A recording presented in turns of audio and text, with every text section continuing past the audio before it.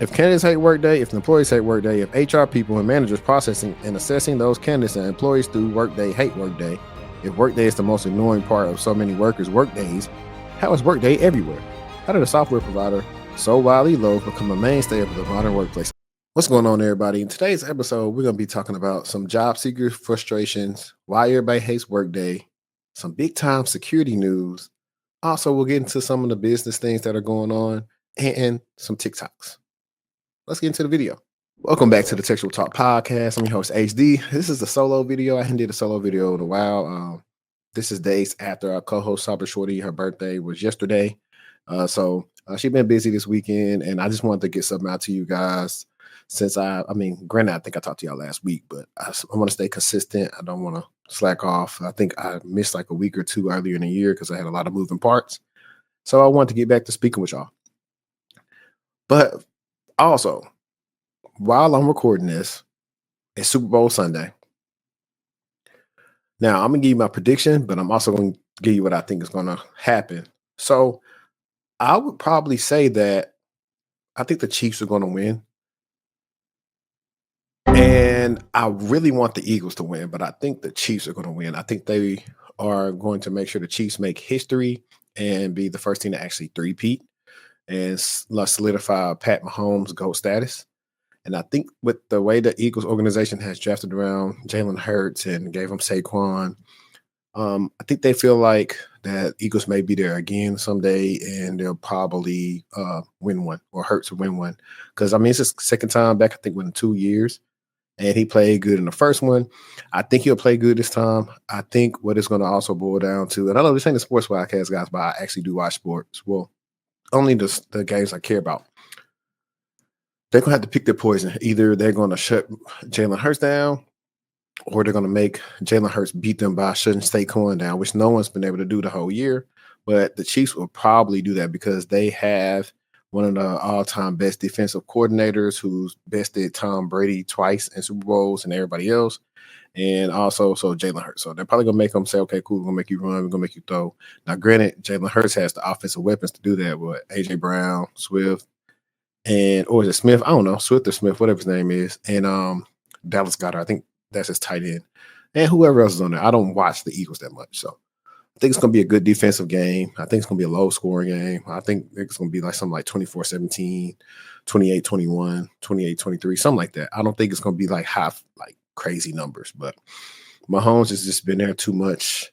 That's why he's probably so pedestrian sometimes during the season, because like this is what he plays for. So I think they're going to let them win, and then that's when we're going to start seeing the next narratives that we got to start building up with, like whenever Lamar, Josh, when they're going to get there, all this other stuff. But I know y'all didn't come here for that. But if you are still here, please like, subscribe. Most of the people who watch the videos are not subscribed, so please subscribe, man. We're trying to be on the road to 100,000 this year. So share this out, and we're trying to always bring you valuable content. So I watch a lot of content and listen to content for career coaches and other things, and I have consultations. And there are a lot of different things that I experience when it comes to talking to people in consults all the time. They run into the same issues, but I also want to do a little bit more comprehensive search and see what are job seekers struggling with in 2025. So what I'm going to do is I'm sharing my screen, and we're going to go through some articles, and I'm going to read what's happening. But then, since it's solo, I'm going to actually probably show you how to mitigate some of these things. And after we do that, that's when we'll get into some of our fun security stuff, and then maybe get into some TikToks. This video is being sponsored by TechTual Consulting. Are you still struggling to get into cybersecurity? Are you not getting interviews? Do you have a bad resume? Or is it all the above? Well, if that's you, then we got you covered at TechTual Consulting. My name is Henri Davis. I'm a career coach and a cybersecurity professional, and I've helped hundreds, maybe even thousands of people get into cybersecurity with my coaching and my content that you've seen in various places. Now, I specialize in specifically getting people in the blue team. That would be incident response or SOC analyst. I can cover everything from your entry level to your medium to your advanced skills, and really help you outperform your resume. You don't believe me? Check out some of these testimonials that I've had from recent clients. So if you're interested, click the link in my bio techtualconsulting.com/offerings to see what offerings that we have available for you. Now, back to the show. So here's an article that I saw and I thought it was pretty cool. So it was titled like Top Frustrations Holding Job Seekers Back. 44% are fed up with not hearing back from employers. 42% says salaries are too low. 35% think jobs requirements are overly demanding. Can't find positions that match their skills or let down by ghost jobs. So these things are not anything specific to 2024, 2025. They've been happening for a while, but I think now as companies try to lean up and try to make sure they're getting the best candidates, that these are some of the issues that people are running into. Not hearing back from employers. This is a big one. You'll get sometimes to the final rounds or something and never hear anything back. And it's like companies I don't know. There has to be a way that they don't maybe have to give you feedback, but it's like we're scheduling time at our busy schedules to interview you guys. The least that you can do is have someone reach out to us and tell us at least, hey, we didn't get the job. And if possible, 2 or 3 sentences of like why they went with somebody else and what we can do to get better. That's the least, because you're asking us all these questions during the interview. Like our end goal is to find a job. So please help us with that. Now, when they say jobs are too low paying, I can't really identify with this more so in the sector of work that I'm in. Now, granted, I don't know what everybody is looking for. So depending on what region and where you're at, there can be low paying jobs. I have seen some roles that are paying too low. And I'm like, that's why it's open and you're not going to find anybody for their amount for what you want to work for. Because matter of fact, I actually have a scenario that happened is, let me go solo. So one time I was interviewing for this role. It was an IR role. And on the role, it said they want somebody that had 10 years of experience. So if you want somebody with 10 years of experience, that's going to come with a bag. The minimum up 10 years going to probably be 165, 175, right? These people were not even looking to pay, like even starting off, like I think the max they want to do is 150. And on the phone with the recruiter, I just told him, I was like, yo, this is unacceptable. Like, matter of fact, I think I talked about this in another podcast episode, but I was like, it's a waste of time. Here's one that's not on there. Job searchers also hate that you're not putting the job salary range on the job description, therefore wasting their time when they get into the screening call with the recruiter and the salary is super low. Some companies are doing this on purpose. And I say that because they know if they put the range up there, nobody's going to apply. If you told somebody with 10 years, unless they didn't have no job for 2 years, that, hey, they were barely going to pay $150K, nobody's going to apply for that. Like that level of experience, it costs. And that company that was hiring for that is in a field where I know they could pay that amount. And where they were trying to pay it in a certain area, I was like, no way. You regularly want a person that's, 2 to 4 to 5, 6 years, not 10 plus. 10 plus years people most of the time are on that principal, lead, manager, director, those type of roles. So you're going to have to come with it. So with that being said, let me get back into sharing what we was looking at. Present. The prevalence of job scams. Now, what I would say about job scams is I think I had it in my Discord, and I ran into this a couple of times with clients. Emotions, right? We all want to make money, we want to take care of our family, we want to take care of ourselves. If a company is offering you a job that is paying you much more than you ever made and it's super easy, it's most likely a scam. Granted, this is different from this actually a reputable company. You talk to somebody from the company, actual company, and you got real documentation that they're going to pay you. I've seen where people saying, hey, no experience or whatever. Hey, just answer this questionnaire and, you got the job for 60K or whatever it is. And they're like, hey, man, you think this is legitimate? And then I just start looking into the company and start looking into the scams around us and say, no, this is not legitimate. A lot of these companies will say, okay, hey, we're going to need to send you your work from home equipment. And they'll give you this check and where they're trying to like do stuff to your bank account. It's all a scam. And while I'm talking about scams, now, this topic I'm going to bring up is not on here, but there is these other scams with multi-level marketing. And I'm going to do a whole live stream one day about my experience with it, and we're going to get people to call in about it. But this is something that also happens with the job market. On LinkedIn, to be exact, people had their green banners on. You'll have these people reaching out to them, asking them about do they want to become business owners? They want to own assets to make money, all these different things. The whole time knowing that they are trying to recruit them for MLM activity. And we all know that most people do not make money in those. So if people are ever using very specific or broad type of words, or listen, if you're not even sure they're trying to recruit you, shoot me a message on LinkedIn, email me. The email to the share mailbox will be in the description. Email us, and I will tell you if I think it's legitimate or not. Because you have to think about this.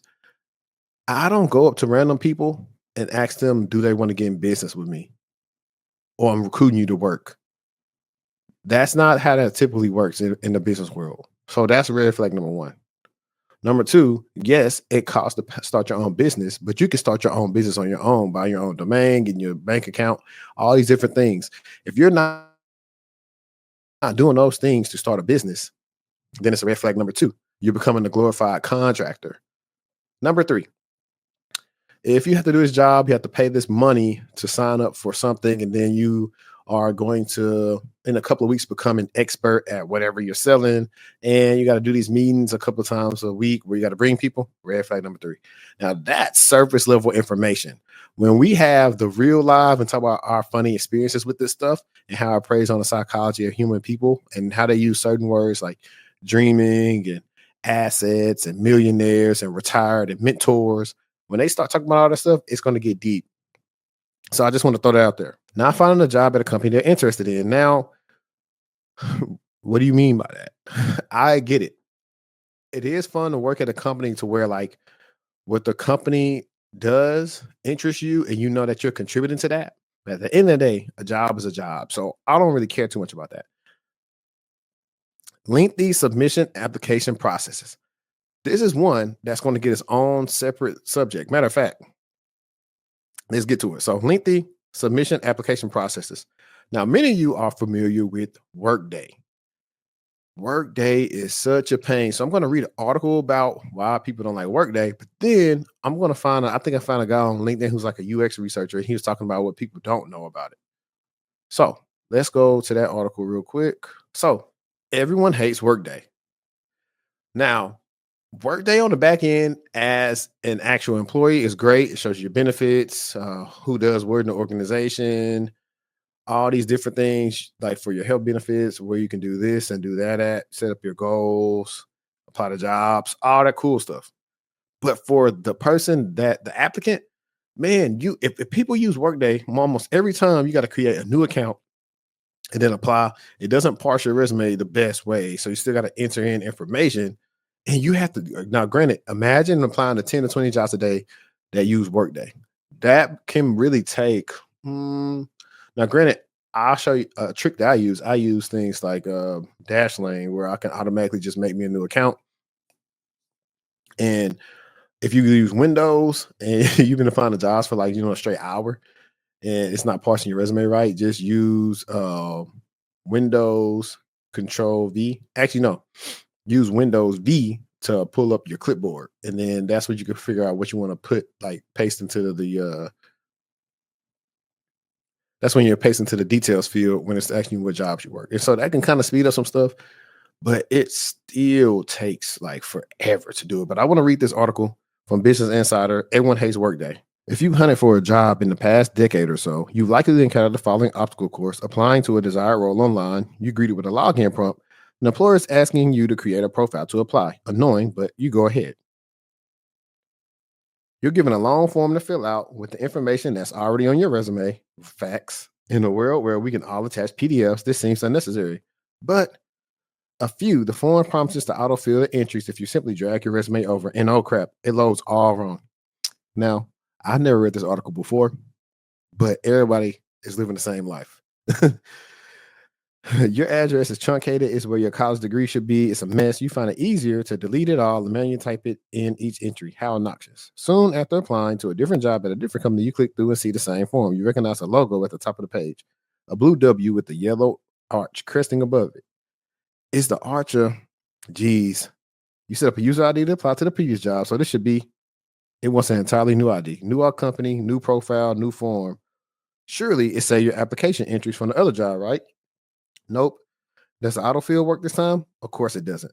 Another half hour of formatting and you're done with the application. And so done with whichever confounding organization decided to execute these tasks this way. Then you find another job opening, and no. So the logo is a frown. Now, as you can see, this is a psyche that can start making you mad when you're trying to apply to jobs. The company devising this torture that is the modern job application is called Workday. Since 2006, Workday, which provides software for payroll, talent management, and expense processing, has been making a mint creating misery where painless processes could be. More than half of Fortune 500 companies use Workday to pay, hire, onboard, and administer benefits to their employees. Clients range from Netflix, Goodwill, Spotify, Washington Post, Chick-fil-A to Ohio State University. Trillions of dollars in revenue and tens of millions of employees are at the mercy of Workday's back. Our employees are at the mercy of Workday's back end, people making management software. The company is worth $70 billion, a market cap greater than that of FedEx, Nintendo, or Honda. Few seem happy about this. LinkedIn, Reddit, and Blind abound with enraged job applications and employees sharing the tales of how difficult it is to book paid leave. I don't even know what this word is. Oh, how Kafka-esque it is to file an expense, how nerve-wracking it is to close out a project. I simply hate Workday. F them and those who insist on using it for recruitment. One Reddit user wrote, everything is non-intuitive, so even the simplest tasks leaving me scratching my head, wrote another. Keeping notes on index cards would be more effective. Every HR professional and hiring manager I spoke with whose lives are supposedly made easier by Workday described. Workday with the sense of cosmic exasperation is like constantly being bot smacked by bureaucracy incarnate, said a copy director at an AI startup in San Francisco who had the misfortune of having to hire contractors through Workday.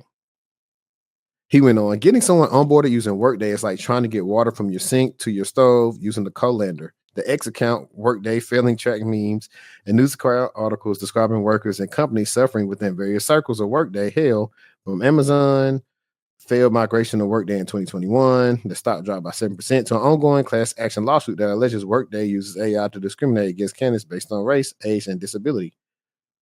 We believe this lawsuit is without merit and deny the allegations. You know what? We might go on a deep dive in a second after reading this article. Let's see. Workday does not have the oversight or control of our customers' job application process. If candidates hate Workday, if the employees hate Workday, if HR people and managers processing and assessing those candidates and employees through Workday hate Workday, if Workday is the most annoying part of so many workers' workdays, how is Workday everywhere? How did a software provider so widely loathed become a mainstay of the modern workplace? All right, so I know this is going to be a super deep dive of Workday. So I'm going to skip through this. Okay, so it's actually at the end. Oh, no, it's not. Yeah, I'm not reading this whole article, right? I think that just bears some credence on what I said, but let's have some fun here. Okay, so I didn't know this was a thing. So let's see what it's talking about here. Workday must face novel bias lawsuit over AI screening software. And I'm going to an article because I doubt we want to read the whole case. A federal judge in California has rejected Workday's bid to dismiss a proposed class action, claiming that the artificial intelligence powered software the company uses to screen out job applicants for other businesses based its existing biases. In the first ruling of its kind, U.S. District Judge Rita Lynn on Friday said that Workday could be considered an employer covered by federal laws banning workplace discrimination because it performs screening functions that its customers would normally carry out themselves. Lynn refused to dismiss several claims of 2023 lawsuit by Derek Mobley, who says he was passed over for more than 100 jobs at companies that contract with Workday because he is Black, older than 40, and has anxiety and depression. Now, in hindsight, this is so this is 6 months ago when this article was created. And so the lawsuit was pretty almost 2 years ago. Now we know it's a different time right now because of what's kind of going on with who is the president. And I wonder how much merit something like this would have now with them trying to say merit. But so that's what I'm thinking about now. It's like, I actually want to, you know what, real quick, let's click on this. Lynn dismissed claims that Workday intentionally discriminated based on race and age. She also ruled out that the company cannot be considered an employment agency under anti-bias laws because, unlike a staffing firm, it does not procure job opportunities for workers. A Workday spokesperson in a statement said the company was pleased that Lynn tossed out some of the claims. We're confident that the remaining allegations will be easily refuted as we move to the next phase, where we'll have an opportunity to directly challenge their accuracy, the spokesperson said. Lawyers for Mobley did not immediately respond to a request for comment. The lawsuit claims Workday uses data on a company's existing workforce to train its AI software to screen for best applicants without accounting for existing discrimination that it may reflect. Mobley has accused Workday of race, age, and disability discrimination in violation of Title VII of the Civil Rights Act of 1964 and other federal anti-discrimination laws. The proposed class could include hundreds of thousands of people. Now, I wonder if this is retroactive. I'm not a lawyer, and this is why I do plan on probably like getting somebody from like legal standpoint on here, especially this stuff in security. They do a lot of work with companies, especially when it comes to breaches and letting the public know things when you have to talk to shareholders and the public. But is this retroactive since this was in 2023? As you see, the last episode, we just covered how that's kind of like null and void right now when it comes to diversity, equity, and inclusion. And also, I always say about court, it's not about what you know, but what you can prove. I don't know how you can prove that Workday is using the AI of the staff that currently works with them and pretty much basing that on applicants and saying, no, we don't want you. So I don't know how you could prove that yourself, but if they can, I would love to see it because people do not like Workday. Workday says it is not covered by workplace bias laws because it was not Mobley's prospective employer and it's not an employment agency that can be held liable for discrimination since it does not make hiring decisions for its customers. But Lynn on Friday said anti-bias laws were designed to broadly protect workers and prevent employers from forming out tasks such as screening applicants in order to escape liability, and that Workday could be held liable as an agent of its customers. The lawsuit possibly alleges that Workday's customers delegate traditional hiring functions, including rejecting applicants to algorithmic decision-making tools provided by Workday, wrote Lynn, an appointee of Democratic President Joe Biden. Now, this is the thing with job seekers are always talking about ATS, and I'm getting denied automatically and everything. And I believe this because I remember it's this hospital I applied to a couple times before. I applied to them one time. Let's say the time was 3 p.m. By 3:05, I was like rejected. And I was like, I know nobody looked at it this fast. And I think at the time they was using Workday. And so months later, I was able to see they got some new people in the org, and I reached out to them about my experience and why I think I could be a good fit. And so I actually got to talk to a person.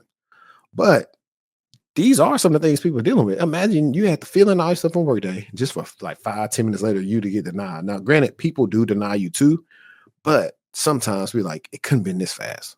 It couldn't been because based on what's on the job description and what's on my resume, there's a match here. What's going on? The U.S. Employment Opportunity Commission, which enforces federal laws banning workplace discrimination, had urged Lynn to let the case proceed. In an April brief, the agency has warned employers that they could be held legally liable if they fail to prevent screening software from having a discriminatory impact. All right, so that's that. So cool. And before we move off of Workday, this was something like, where is it? This video is being brought to you by Course Careers. What's going on, guys? If you're looking to start your IT career, then check out the IT course at Course Careers, taught by none other than the great Josh Medical. I'm pretty sure you heard of him. But we all know that it could be pretty pricey getting into IT, and this course is very affordable. And also, if you don't want to pay back those student loans like I have to, then this is the course for you. So check out the Course Careers course. My link will be in the description. Use code TEXTUAL50 in order to get $50 off of your course and get started on your IT career today. So before we move off of Workday, I want to talk about this real quick. Workday job applications are frustrating. There's no question about it. A platform that many prefer is Greenhouse. The application form is simple and straightforward, but now I've never been a recruiter or worked in HR.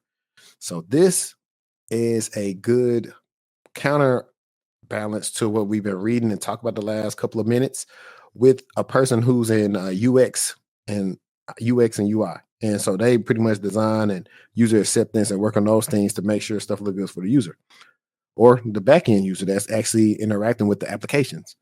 Something many who've never worked in recruiting or been a hiring manager never consider is not just the usability of the job application that affects your job search. Greenhouse's resume screening, filtering, applicant review experience is absolutely horrid. I even go so far as to say that due to its prevalence, it could be a surprisingly large part of what is broken with hiring. It works well until you have more than 50 applicants. Then it becomes a nightmare. There are other parts of Greenhouse I do like, but their top of the funnel experience really needs to be redone. It makes recruiting extremely difficult and ineffective. Point is, next time you spend all your time optimizing your job applications for easy and quick, consider that isn't the only part of the process causing you the most pain, whether you're aware of the source or not. Workday has a horrible application flow, but it is actually quite powerful and effective at managing large amounts of applicants. I much prefer it to Greenhouse in many ways. Note, there are many things about Workday platform that are very difficult to use. That wasn't the point. My point is just because the application processes are short doesn't necessarily mean it's better. The same can be said of LinkedIn's easy apply feature, but that's another post. He might be cooking with that one. He may be cooking with that one. All right, and now we almost through the list. Seeing a job reposted that they already applied to. This is a big one. Let's go further. Seeing a job reposted that you already interviewed for and didn't get. And so, two things. If you applied to it and then you got rejected, but then it came back up, it's okay. Can I apply again? Use a different email? What is going on here? And a lot of times, these companies did not pick the right person. I'm telling you guys, hiring is broken because most of the time, in order to get a job, you have to sell yourself. Now, a lot of times, selling yourself doesn't actually mean you're the most capable. It's like one of the things you could talk the talk, but some people cannot walk the walk. I'm a big proponent of job search processes really talking about, or job search processes really having you do not assignments where it's like very lengthy, but it's a thing where you do like maybe like it takes you about an hour and a half to do, and it's an assessment pretty much, but it would be something that you would probably do at work. That's the best way to gauge can you do the job. Then after that, honestly, so here's my thing. After you do the assessment, I don't think you need to have another technical interview. You already passed that. That was the technical part. Now, let's see how your what you think, and how you match up with culture, and not the fake culture thing, but just like what they care about and like kind of management style that they like to run. So stuff like that, and that the people actually like to work with you. So that's when I say soft skills are important. But no, you see this all the time, especially in InfoSec. There are always jobs that are open like the year round, or they keep on posting them and saying, okay, I've identified y'all don't know what y'all doing, and it's really hurting you. So that's one. Not sure where to look for jobs. So this is a big one. There are different job boards. I see recruiters post them all the time. Now, for my clients, I'm always talking about LinkedIn, Indeed, and a big one that I don't talk about a lot is Google searching. So Google searching is huge when it comes to jobs because you can just type in, hey, yada, yada, yada jobs. And then you could even go by your city, or you can do it in the United States, or you can do however granular you want to do it. You can do it in Google, and they'll actually give you some better outputs than Indeed and Google because it's pulling from a lot of times multiple job boards, actual career sites. Not being able to identify a hiring manager. Now, this is a big one. You could do some of this stuff on LinkedIn, far as not being able to identify a hiring manager. Now, you could do some of this stuff on LinkedIn as far as trying to find managers in a specific role or that team and see if they're the hiring manager. But sometimes you just don't know unless they state a lot of times, hey, I'm hiring for this. I'm the hiring manager. So this one is a little bit different. So a lot of times I'll tell people, if you can't find a hiring manager, let's try to find somebody that, works on a team and see if they can give you the hiring manager. And I did that before too. And I kind of want to show you all that stuff, but this is stuff I show clients. And I don't necessarily want to, I might try to do it. Right. I try to always wrestle with what I can show you guys and what I can't show you, not from because of gatekeeping, but do these people, kind of want to be on the platform of me saying, hey, they're hiring for this. But we may try to find it. And sometimes you got LinkedIn Premium, it'll show you directly who the hiring manager is. Okay. And this last one, formatting the application for ATS. Now, right here, I do think you should have an ATS friendly resume. That means where like certain systems, like for example, Greenhouse and other ones I've used, they parse my resume like this. Workday does not do it right. So you got to still go through and enter some stuff. However, ATS is not the end all be all to everything. that people are talking about like all these ATS resumes and getting you interviews everywhere else, but your resume needs to tell a story and you need to be able to pass the interview. I like getting people interviews is the easy part for me and my clients. Now, if you don't believe me, a couple of my new clients within like days of us updating their LinkedIn, updating their resume, started getting interviews fast and recruiters reaching out quickly to them. And that's another thing too. When it comes to the job search process, a lot of recruiters can't find you because you have the wrong information on your LinkedIn account. So you gotta look like the applicant that they want to hire. But if you don't have the right stuff on there, how they gonna find you? That's what you need on there. And I'm getting ready to redo a video I did a couple years ago about how to get in cybersecurity. And I'm going to tweak it with how to get in cybersecurity in 2025, some roadmaps and some different things you can do from all different facets to help you guys out in that journey free of charge. And people right here says none of the above.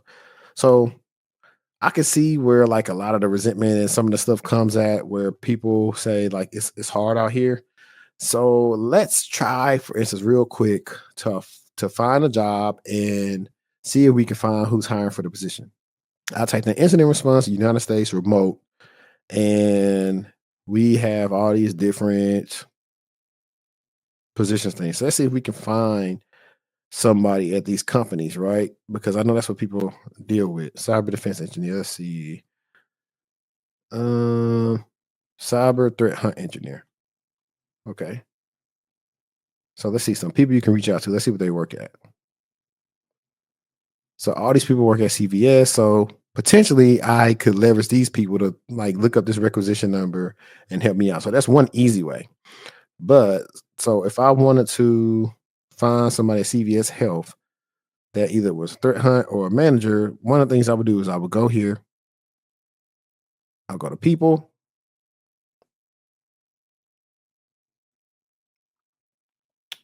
Now, the first thing I'm going to do is I'm going to put threat hunt in quotes. Sorry, guys, I don't have my hands the best way when I'm typing. So I don't see anything for that. Let's do threat hunter. All right, so we didn't see nothing for threat hunt, but we see threat hunter. We got 6 people. She's a threat hunter.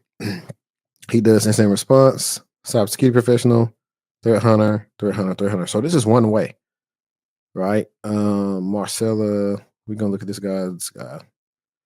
And guys, this is free game. Like, you could probably find this if you Googled it. Now, sometimes these people actually, let's see, I don't know how often he uses. He don't look like he uses this that much. It's 3 months ago, yeah. So, okay, so he don't use this as much. So he may not be that helpful because he doesn't use this much. So let's go to her. She might not use it that much either. ReliabQuest, okay. I wonder if he came from ReliabQuest too. Seems like he did because he said RQ 1 year ago. She definitely don't use this. Let's see. Also, people you may know sometimes show you the same people that work at that company, and you can find them. So no, this is. I mean, you could try to reach out to these people. Now, granted, they don't really use it a place a lot. All these people's pictures tell me they don't use it a lot. So we got threat hunter there. That's not going to be good enough. Now, what if we do this? Security and manager.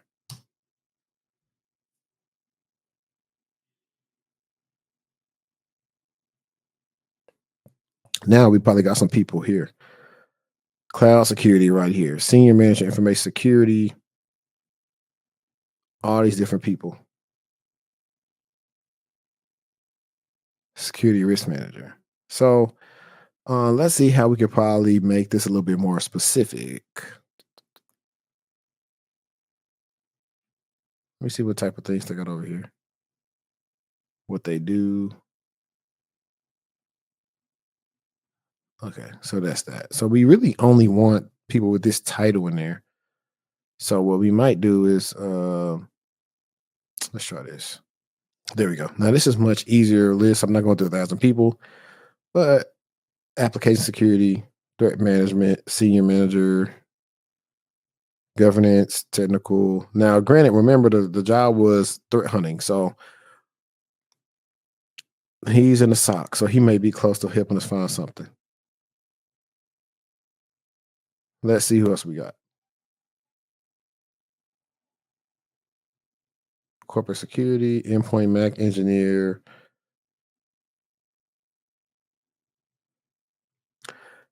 On a call or a live stream, I would actually go through this a little longer. So I'm not going to go all the way through this, but you guys get the what you call it, Michael Tully.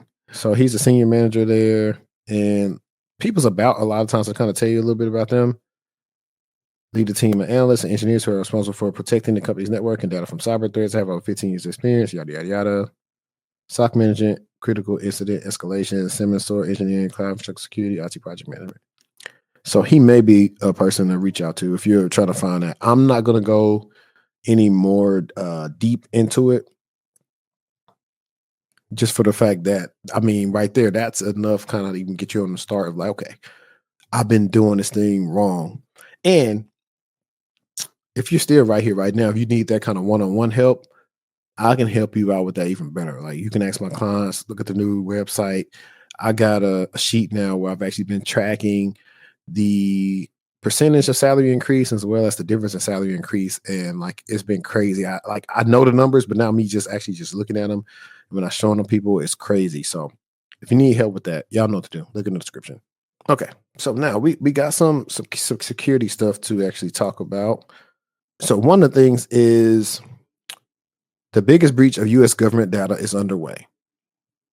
And for y'all to know, Doge, these are people that aren't really federal workers, have access to American private information.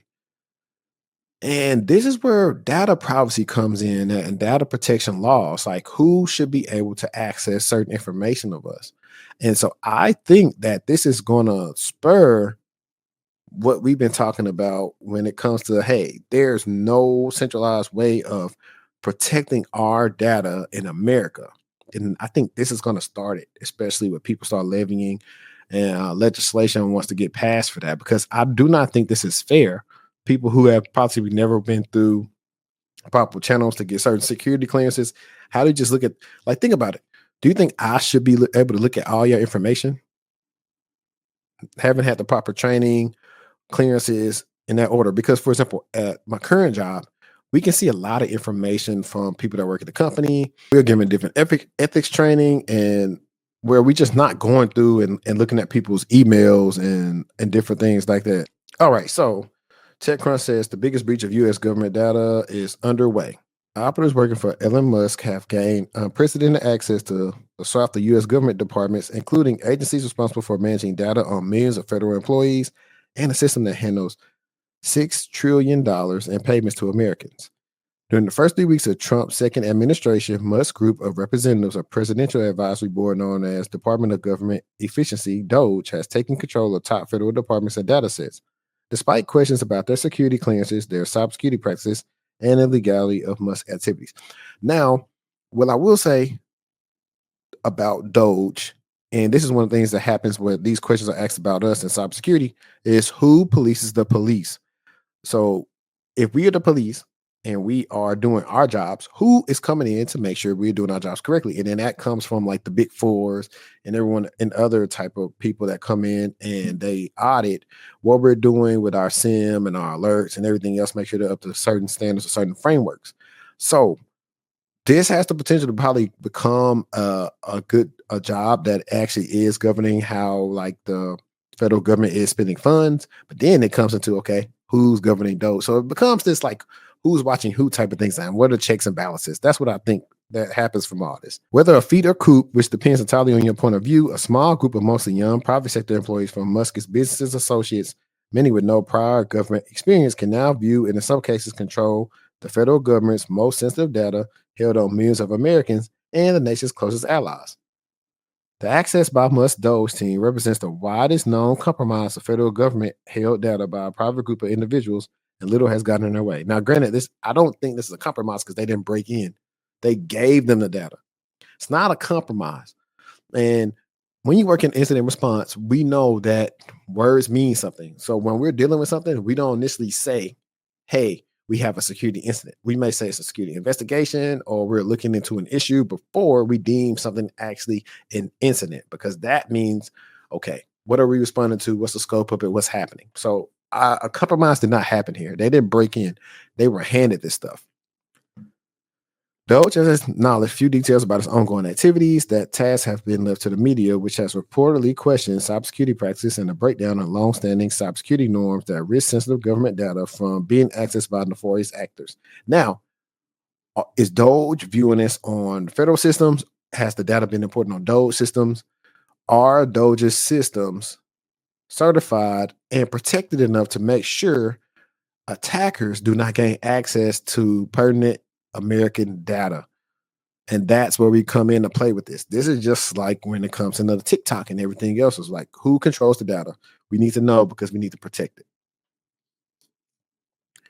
So far, the evidence suggests that security is not top of mind. For example, a Dole staffer reportedly used a personal Gmail. Oh man.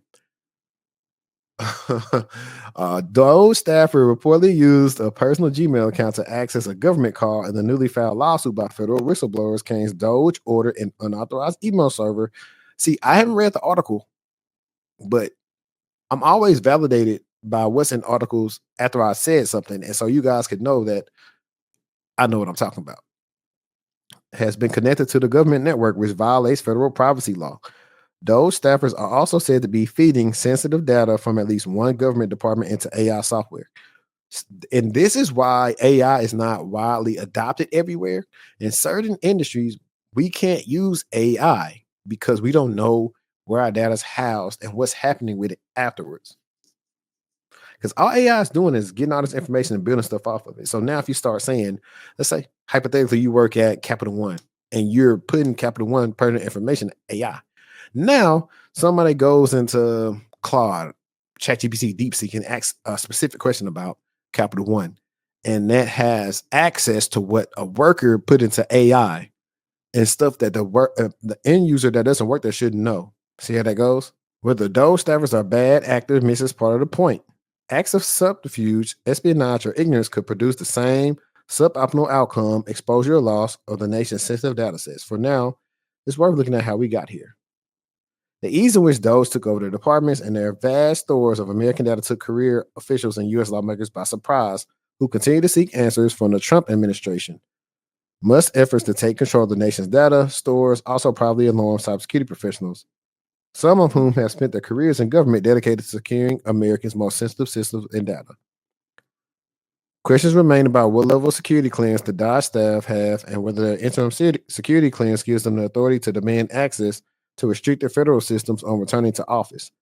Trump signed an executive order allowing administration officials to grant top secret and compartmentalized security clearances to individuals on an interim basis with little to no substantial vetting, a sharp departure from long established protocols. Right.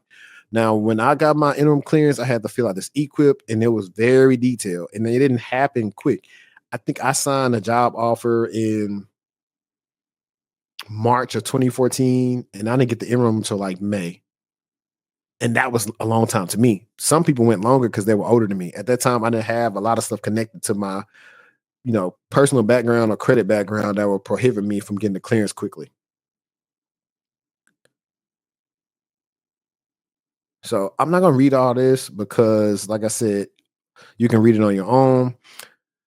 Doge just take over of the federal government. Within a week of President Trump's inauguration and his executive order establishing Doge, Musk staffers began infiltrating a variety of federal agencies. The U.S. Treasury sensitive payment system, which contains personal information of millions of Americans who receive payments from the government from tax refunds to Social Security checks, was among the first.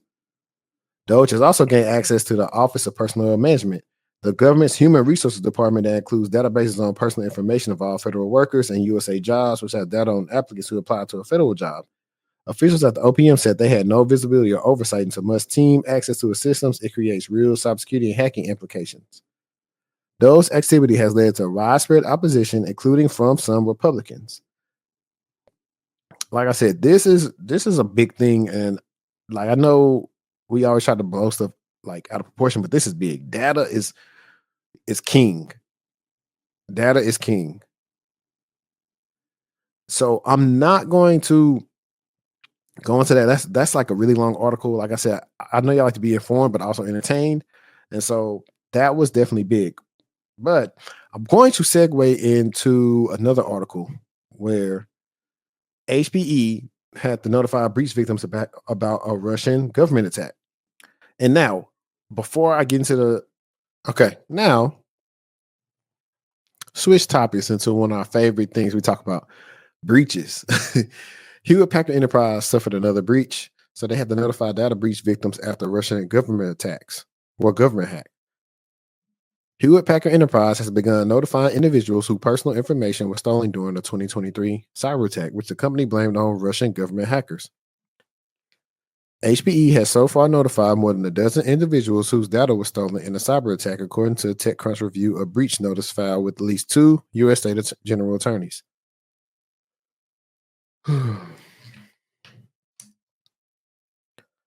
The breach data included social security numbers with driver's license information and credit card numbers per filing with the state of Massachusetts. That's a lot. The breach relates to an intrusion beginning in May 2023 into HPE's email mailboxes and SharePoint systems, referring to Microsoft SharePoint software that allows company to build internet portals, both of which were hosted by Microsoft. HPE publicly disclosed the incident in January 2024, confirming that the hackers exfiltrated the contents of a small number of its email mailboxes of some SharePoint files. HPE said the hackers used a compromised account to access internal HPE email boxes and our Office 365 email environment. HPE later told regulators that the stolen mailbox data predominantly belonged to individuals in HPE's cybersecurity go-to-market and business teams. When reached by TechCrunch, HPE spokesperson Adam R. Bars declined to disclose the total number of individuals affected by the breach, but said the accessed data was limited to information contained in the user's mailboxes, including some HPE employees and a small number of customers. Well, a small number of customers, a small number of customers whose information was contained in these emails. HPE spokesperson reiterated its attribution of the attack to a group dubbed Midnight Blizzard, which security researchers says is linked to Russian foreign intelligence services known as the SVR. Midnight Blizzard, also known as APT-29 and Cozy Bear, has been linked to a number of high-profile attacks, including the 2019 SolarWinds espionage campaign targeting the federal government. Microsoft also confirmed in January 2024 that its corporate network was compromised by Midnight Blizzard. Microsoft said that the Russian hackers targeted the email accounts of corporate execs, as well as senior staff working in cybersecurity, which Microsoft said was likely in an effort to learn what the company knows about the hackers themselves. Now, something we always talk about in this is that if your company does business with HPE, when something like this happens, then you say, okay, this is a third-party breach. So I wanted to cover third-party breaches real quick. So third-party data breaches, what you need to know. And there's been an uptick of these things. A third-party data breach occurs when malicious actors compromise a vendor, supplier, contractor, or other organization to gain access to sensitive information or systems of the victim's customers, clients, or business partner. Third-party data breaches are becoming increasingly common as technology makes it easier for the business to connect and as a global supply chain grow in complexity. In fact, 61% of companies reported a third-party breach in the latest study, up nearly 50% in the last year and 3 times since 2021. As a result, organizations are often unable to visualize where their data goes, and proprietary or sensitive data can easily be shared with suppliers and subcontractors that the contracting organization knows little to nothing about. And that's facts. And this goes back into Doge and anything that we discussed on this podcast over the last couple of weeks. This is where GRC really comes in to be very powerful, because when you're onboarding vendors, you have to get them a checklist so you make sure your data is safe or what they have access to from your data. If not, you can find yourself hit too. What's more, third-party breaches are among the most expensive for organizations to recover from. Data from the 2024 IBM Ponemon Cost of a Data Breach report shows that the third-party breaches are the third highest predictor of increased breach costs, increasing costs by 5% above the average. This article examines why third-party data breaches are increasing, provides examples of prominent companies that were compromised by third, fourth, or ninth, I don't know what they're supposed to be, nth party vendors, and explains what steps you can take to mitigate the risk of your organization becoming a victim. Okay, let's see. This is a long article, so I might skim through it. Why third-party data breaches are increasing. The last decade has seen many large organizations investing heavily in information security. No system can be entirely secure, but heavy investments in cybersecurity make it far more difficult for malicious actors to compromise well-resourced organizations.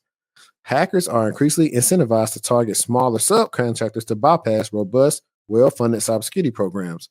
Compromising a small HVAC contractor and using that organization as an unwitting Trojan horse is far easier, just say target. It's far easier to accomplish than directly compromising a Fortune 500 company with a fully staffed security operations center and several layers of security controls. This fact, you saw cybersecurity get more prominence since 2013 when the Target breach happened. Small businesses have consistently lagged in adopting robust information security practices, even though 43% of attacks target against them. This enables malicious actors to compromise smaller third parties and either steal data entrusted to them or hijack their access to sensitive systems at larger organizations. Third party data breaches can be extremely damaging and result in millions of dollars in fines, legal fees, and penalties, along with inordinate reputational damage. Now, I'm not going to read this whole article, but I do want to give you guys some examples because one of your questions in your interview, if you're trying to get into cybersecurity, how do you keep up with cybersecurity news? Are you familiar with the term third party security incident? What would you do if an incident transpired? How would you scope it? Who would you contact? What would you do? And in these prominent breaches, you can go and read about them. This is when sometimes you figure out legal said this, legal did that, they did this in the breach, did that. You can find breakdowns of the breaches. So they already talked about Microsoft Midnight Blizzard. In January 2024, Microsoft security team detected an attack on its email systems, later identifying the attacker as Midnight Blizzard. The Russian state-sponsored actor known as Nobelum. This ongoing incident compromised email accounts and data for U.S. government agencies and businesses. Hackers downloaded about 60,000 emails from the State Department alone. You should monitor for any critical updates to this incident, even if your account didn't get compromised directly. There's a good chance a third party in your ecosystem may have been. Microsoft is embedded into most organizations' technology ecosystem to the point that many have no choice but to trust them. We talked about United Health Group and Change Healthcare. Infosys, McCamus data breach. In 2024, Bank of America announced its customer data was compromised through. So this is the third party breach. Bank of America announced its customer data was compromised through an Infosys McCamus cybersecurity incident. The incident resulted in an unauthorized party being able to access certain customers' sensitive. The incident resulted in an unauthorized party being able to access certain customers' sensitive information, including names, addresses, business email addresses, dates of birth, social security numbers, and other account information. Recently, Infosys McCamus revealed in an update to investors that approximately 6.5 million individuals' information was subject to unauthorized access and exfiltration. All right, so this is a lot. This is cool. I'm not going to go through this whole thing, but I thought that was pretty cool that we had a breakdown and actually just show you guys some stuff about third-party breaches. And I think the last one I wanted to talk about was, and I might just read it. I might even share screen, but Cloudflare outage caused by bots blocking the phishing URL. And I said that because one of the biggest things that you do, even though it can be small, is blocking phishing URLs in the environment. So let's see. An attempt to block a phishing URL in Cloudflare's R2 object storage platform backfired yesterday, triggering a widespread outage that brought down multiple services for nearly an hour. Cloudflare R2 is an object storage service similar to Amazon S3, designed for scalable, durable, and low-cost data storage. It offers cost-free data retrievals, S3 compatibility, data replication across multiple locations, and Cloudflare service integration. The outage occurred yesterday when an employee responded to an abuse report about a phishing URL in Cloudflare's R2 platform. However, instead of blocking the specific endpoint, the employee mistakenly turned off the entire R2 gateway service. During a routine abuse remediation action was taken on the complaint that inadvertently disabled the R2 gateway service instead of a specific endpoint bucket associated with the report. The incident lasted for 59 minutes between 8:10 and 9:09 UTC, and apart from the R2 object storage itself, it also affected services such as Stream, Images, Cache Reserves, Vectorize, Log Delivery, and Key Transparency Auditor. I want to see what the URL was. Cloudflare notes that both human error and the absence of safeguards, such as validation checks for high impact actions, were key to this incident. The internet giant has now implemented immediate fixes like removing the ability to turn off its systems and abuse review interface and restrictions to admin API to prevent service disablement in internal accounts. Okay. Yeah, that's why I won't work serving because I'm like, I want to know like how did they do that? So I thought that was pretty cool. And there also was an article about Elon Musk saying that he had no desire to acquire TikTok. And I'm not going to share that one either. But I do think that's good too, because if all the same people start having like control the same apps, like for example, this is why Instagram isn't that good, because it's owned by Meta. If Instagram was owned by whoever first started it and made it, Instagram would be much better. Because all Meta does is like see what everybody else is doing and just throw it on their platform. And that's why it's not that good. Now, granted, I will say the platform I enjoy the most for Meta currently right now is Threads. It's an X variant, but it's better in the sense that the algorithm brings you to people that's closer to you, even though it doesn't have the user base to still like feel like it's on top of X. Like people still go to X to get all the information and all these different things. It's still much more popular than Threads. It's going to take years for Threads to try to get on a level playing field, and either it's going to be people get sick of Elon or what. But I'm glad that I think I saw something where it said Microsoft wanted to possibly acquire TikTok. Why? I don't know. I mean, yeah, it's, definitely you can make money from it, but they already got LinkedIn. Are they going to try to take things from TikTok and apply it to LinkedIn? Is LinkedIn going to finally start paying creators for using the service? Because I mean, there are influencers on there that definitely help people like stay on LinkedIn and help make content for LinkedIn and money. But that's kind of what I want to talk about when it came to that. I don't think he should get it. What y'all think? Y'all think y'all want Elon to get TikTok? I mean, he's kind of ran some stuff into X in the ground. And I'm like, oh my gosh, really, bro? Now, let me see if I got any TikToks that I want to share with us real quick. Give me a second. All right, so we got a video, and granted, this is not a tech related video, but in tech you can make high salaries, and people always think high salaries mean everything when you're working. So check this out.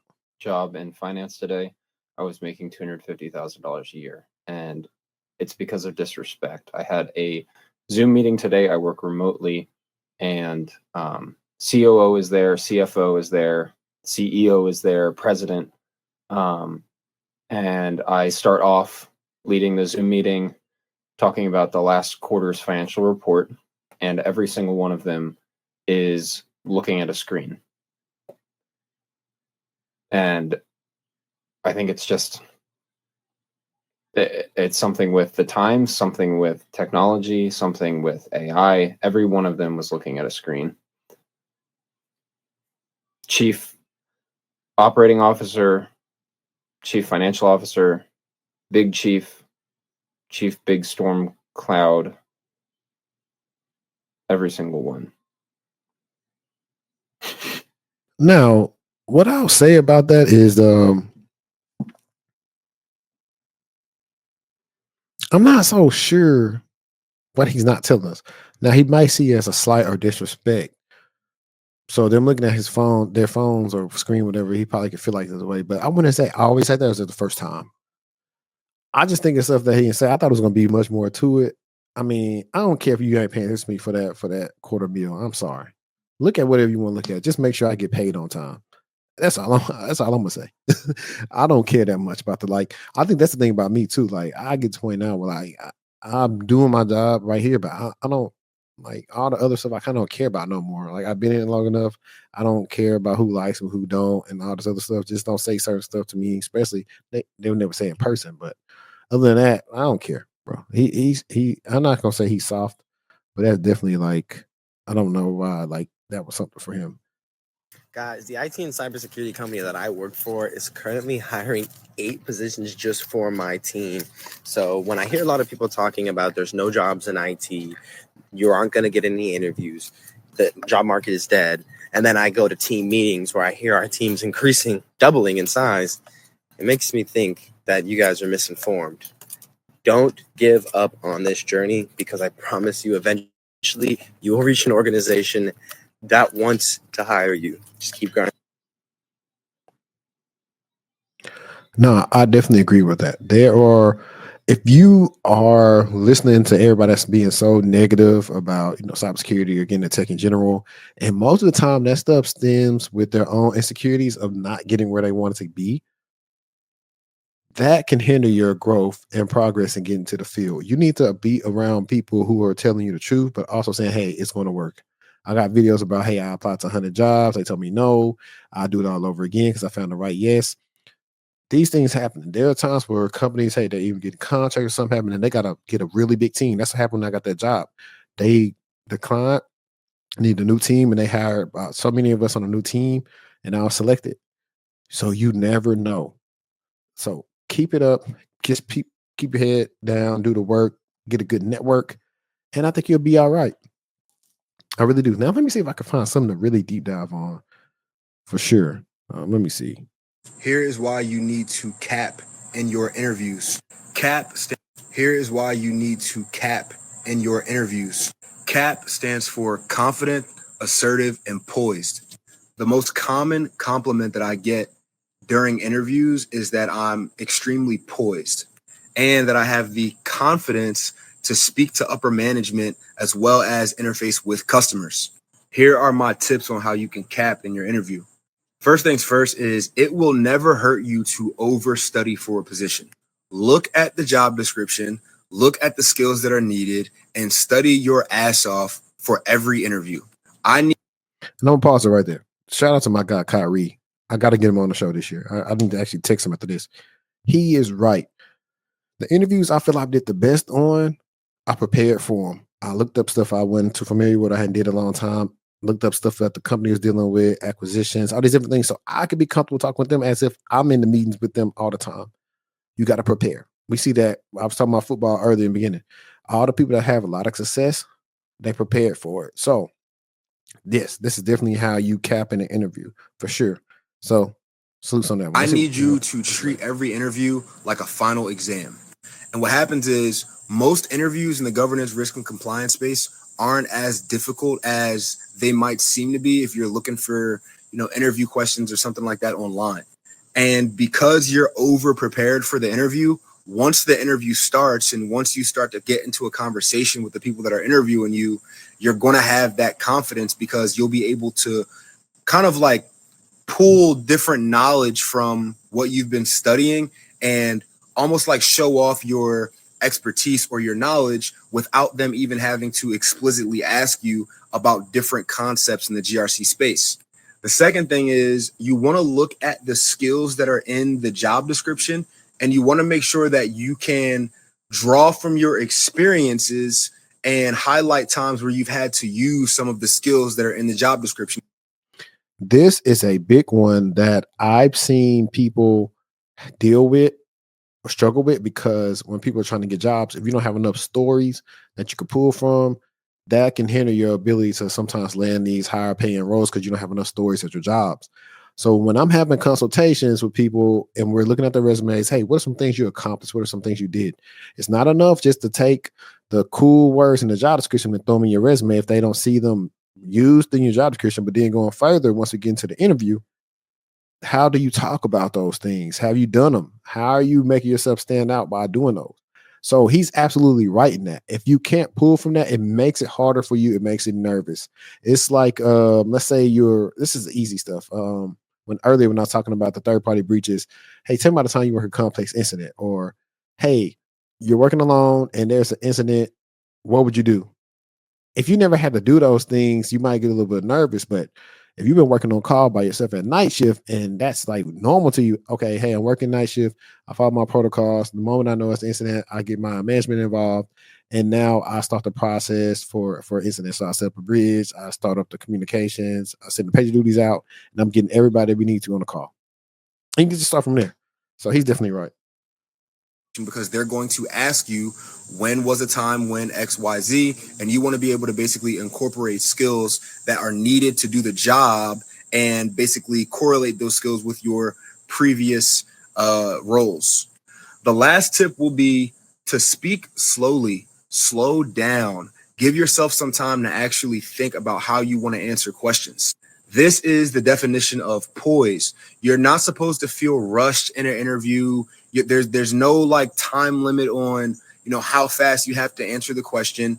Ask follow-up questions if you need to be sure that you're understanding the question correctly, right? These are all things that are going to be beneficial to you when you're talking to customers and when you're talking to other internal stakeholders at the organization. Another thing is, don't be afraid to be expressive.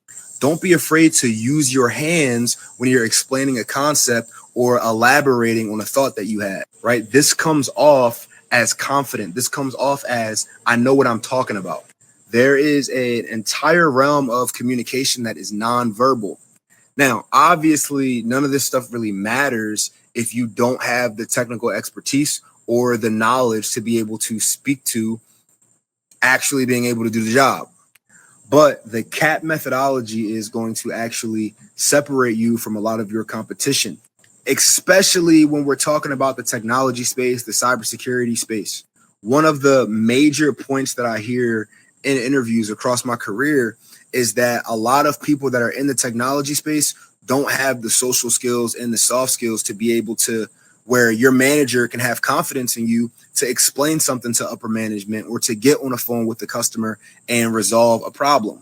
So remember, CAT, it stands for confident, assertive, and poised. Yo, he killed that. He's always killing it. Like, I stay bringing his stuff on here, but no, he's right. And I think one of those big pieces you're talking about, like slow down and talk. I listen to sometimes my clients in their interviews or screenings. They're very eager to talk sometimes, but I'm like, okay, you got to figure out how to dial it back and have that right level of communicating back and forth with people when you're talking, and just kind of slow down and think about answering what they asked you. Sometimes people start talking and they didn't even answer what was asking them. So definitely, I agree with that. Sometimes my hands are right here, but then right here I'm talking with my hand. So it depends. Like, I'm looking at the camera right now. So you definitely, I think this makes you seem like you're a little bit more confident. It's also more engaging. And people are thinking about, okay, if I had him briefing up for management or he's in a meeting, he's gonna talk with his hands, he's gonna do this. So he's absolutely right. Like I said, if you are nervous, you probably didn't prepare enough. And granted, there are sometimes it's hard to prepare because in job descriptions, we have seen that they are lumping 2 and 3 different type of roles into roles. Like, I remember I recently got reached out for another position and I seen what they wanted to do. I was like, man, this is really like 2 different roles. I was like, this role should pay this. So that's something that we didn't really get into in this episode. This is a shorter episode. I just wanted to talk to y'all and kind of go through some things I was thinking about. If you did enjoy the segment where I was on LinkedIn and I kind of showed you guys how to navigate that, if you need more help with like help with that and you're not getting interviews, book a call, man. My link is in the description. If you need some exclusive coaching, I got you. Like I'm saying, we getting people hired in 2025. If you follow me on Instagram or stories or YouTube, you already know. You see me, I always posting my client wins. And this is always right after like something happening. So I appreciate everybody for rocking with me. It's been another episode of TechTual Talk. And like, join the Discord, subscribe to the mailing list. And as I always say, let's stay textual and we out. Peace.